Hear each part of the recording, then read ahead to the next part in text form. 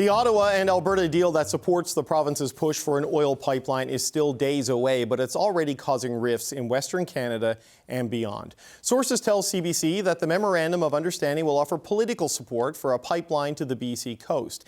It will give Alberta carve-outs from federal environmental laws like clean energy regulations and possibly the tanker ban.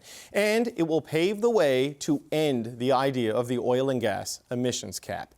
But all of that will be contingent on Alberta embracing a stricter industrial carbon pricing regime and on oil sands companies making a multi-billion-dollar investment in carbon capture. And there's also expected to be requirements for an eventual pipeline, like Indigenous ownership and equity, and Alberta will need to negotiate with British Columbia. Prime Minister Mark Carney continues to face BC's objections to the pipeline, but today Conservatives also grilled Carney for not going far enough. If it's anything other than a public relations ploy, why won't he say, on what date will construction begin on a pipeline from Alberta to the Pacific? The Memorandum of Understanding that we're negotiating with Alberta creates necessary conditions, but not sufficient conditions, because we believe in cooperative federalism. We believe the government of British Columbia has to agree. We believe that First Nations right holders in this country have to agree and support.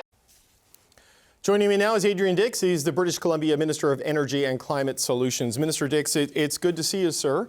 Good to be here. I'm sure you heard what the Prime Minister said there, that they want BC's agreement on a pipeline. I have difficulty seeing a world where you and David Eby could agree to a pipeline.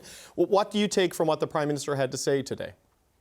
Well, the correct answer to the Conservative question in the House is that there is no project, there is no investment, there is no possibility of take-or-pay contracts, which would be necessary to pay for the contract. It would require tens of billions of dollars in public subsidy. And the reason we are talking about MOUs here, David, is because there is no project. It's not going on the major projects list this week because there is no project. Right. And they haven't even prepared one, the province of Alberta. All we have is a $14 million communications exercise from the province of Alberta. Secondly, with respect to First Nations, I heard what the Prime Minister said, but with the greatest of respect, they didn't talk to the coastal First Nations about this. Right. They're making an agreement. They're negotiating about the coast of BC and setting aside all of the issues and all the rights and responsibilities that people have. I think it's not, in our view, and we do many successful projects in BC, multiple successful projects going on right now in the energy field. We do it because we do the work. The North Coast Transmission Line, David, hundreds of meetings with First Nations. And here they are talking to, not talking to BC, but talking to the government of Alberta about the coast of BC and not talking to the coastal First Nations as well. So I agree with the sentiment of the Prime Minister, but I don't think this is the right approach. Okay, a couple of things. The $50 billion, I know what you're saying there, that if this turns into another TMX, it's going to be taxpayers doing it. I am explicitly, emphatically, and repeatedly told by senior federal government officials there is no way they are going to do that. So I want to set that aside if I can. Tomorrow, hang on. David, with the greatest of respect to that, I mean, there is no market here. No one will pay for that. The TMX question required a public subsidy that you could reasonably say is about $18 billion. Right. We built TMX. We tripled the amount of oil from Alberta to BC. There's enormous opportunity to advance for almost a fraction of what the cost of this would be, that pipeline. And none of that is under consideration. In fact, it seems to be rejected by the federal government and the Alberta government, which is fine. That's their right, of course. Right. But my point here is that if you're talking about an issue that involves BC, and we're only talking about BC because the majority of the project would be in BC. I think an MOU, not a project, but an MOU would require ordinarily some conversation, not just with us, but with First Nations. Okay. And obviously that hasn't happened. And I'm saying that that is an ineffective way to get things done. I understand. And where I'm going with this next is it's not going to be the federal government putting up the money for this. The agreement they have with Alberta that is going to be outlined on Thursday is an agreement between those two governments on the things they want Daniel Smith to do in return for the waivers and exemptions that Mark Carney is willing to give Alberta. And then she, as the leader of the government that is acting as the proponent right now, has to start the conversations with you and your government, has to start the conversations with the coastal First Nations, and maybe find a private sector proponent to do this. So as the Prime Minister said today, it creates necessary conditions but not sufficient conditions for a pipeline. The implication of that being there's more work to do. Is there a world where you will negotiate with Daniel Smith on a pipeline, like to make BC part of it, to benefit from it, or is it just an absolute non-starter no matter what?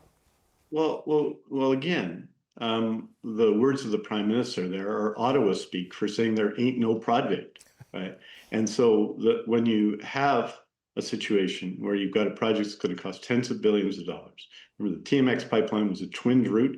This would be a greenfield route across northern BC that would involve taking away the tanker ban, which is apparently an issue between Canada and Alberta, but doesn't involve anyone else.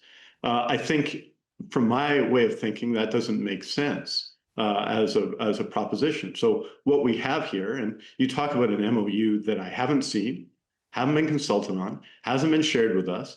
And while the Globe and Mail and the CBC may have been consulted, we certainly have not been on its substance, right? And, no, I hear you know that. So it's a little bit hard to speak about an MOU that you haven't seen. But I'll tell you what this is. This is politics. This is politics.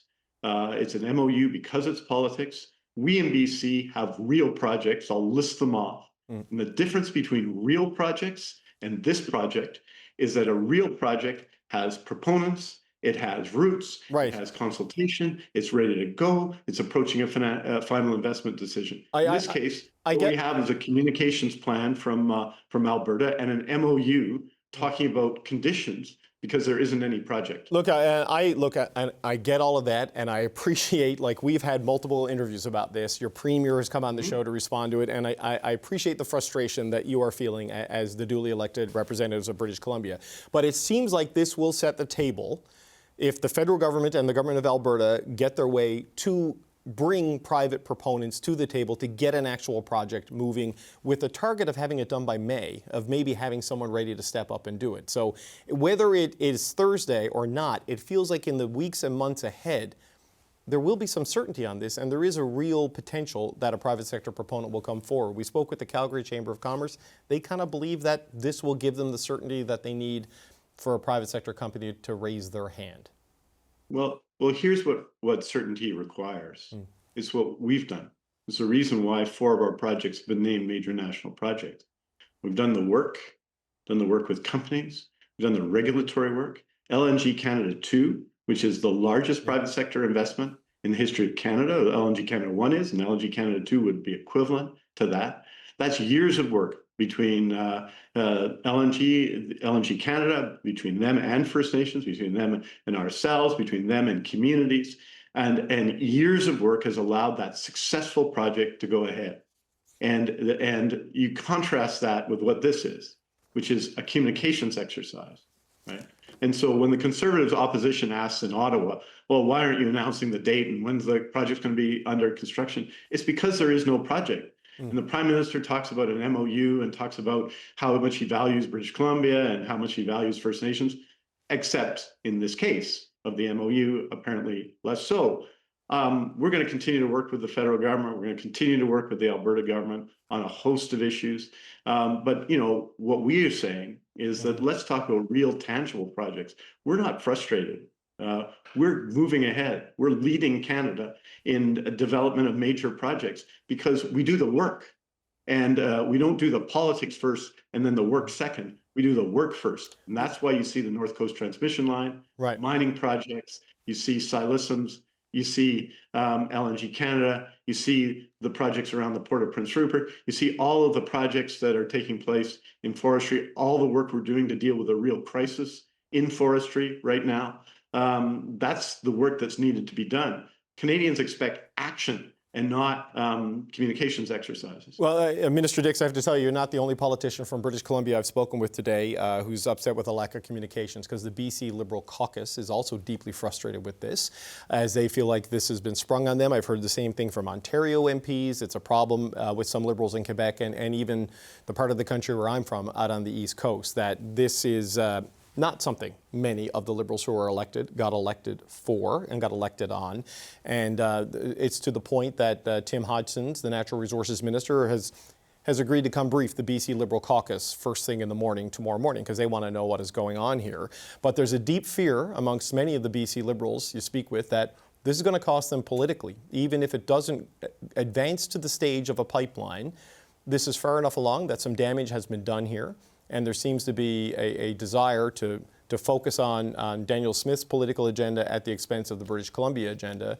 And the Prime Minister may, in fact, have a bit of a caucus problem here. I just wonder your thoughts on the political cost potentially for the Liberals in British Columbia if they move ahead with this on Thursday in Calgary, as we are being told is going to happen. Well, I think obviously actions have consequences, and surely people in the federal government recognize the problem with making announcements by leak in the newspaper that catch, for example, the coastal First Nations by surprise. I think everyone knows that.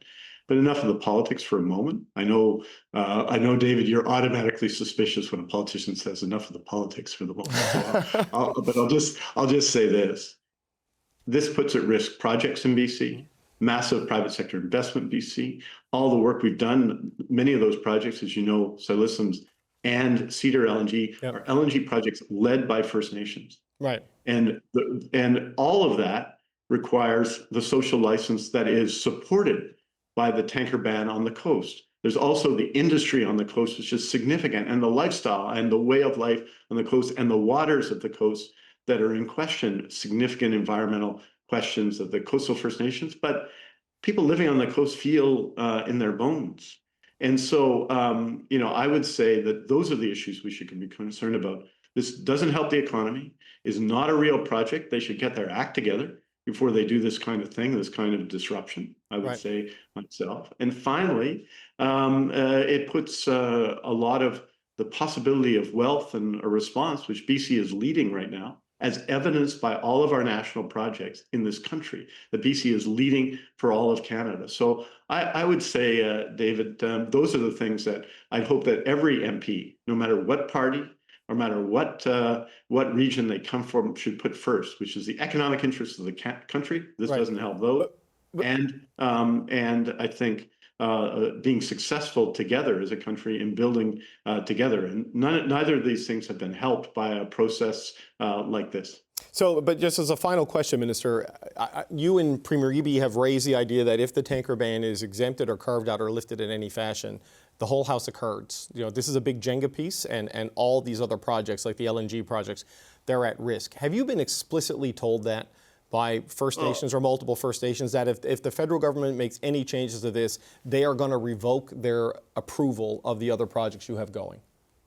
Look, this is foundational for First Nations on the coast. It is foundational, and it does negatively affect all of the work we're doing. But have they explicitly said it in this recent wave of discussions? The two projects. You heard what the coastal First Nations have said, that it is foundational, that a lot of the social license for other initiatives on the coast is developed because of this. They've said that directly. And so my argument is, and what I'm saying to people is, and I repeat this a couple of times, I'll repeat it again, no proponent and no project, right? And so that these things are also necessary conditions for what we're building and what we're leading in British Columbia, which is a very significant investment that will benefit everyone in the country. That's what we're doing with our ports. That's what we're doing in the energy sector. That's what we're doing with clean energy in particular. That's what we're doing in mining. And that all of the work that we put together, which is totally contrary to this, totally contrary to the fact that the coastal First Nations could hear about something fundamental to them in a leaked article in the Globe and Mail and a leaked report by CBC. And I'm not criticizing the journalists. No, I don't take it. I don't take it as criticism. I get it. You understand what I'm saying? I get it. For them to discover that thing is not in that way, is not a positive way to do business. And that is foundational too, I would say, with great respect to the Prime Minister, who I, of course, hold in high regard. Well, Minister Dix, I do not take that personally. I could understand why you would be frustrated with that. But thank you for joining us today. And you and Premier Eby should stay by your phone on Thursday because we're probably going to give you a call. Adrian Dix, always appreciate the time, sir. I'll just finally say, love the CBC, love the Globe and Mail. See you soon. See you Thursday. All right, thank you, Minister. We'll talk soon.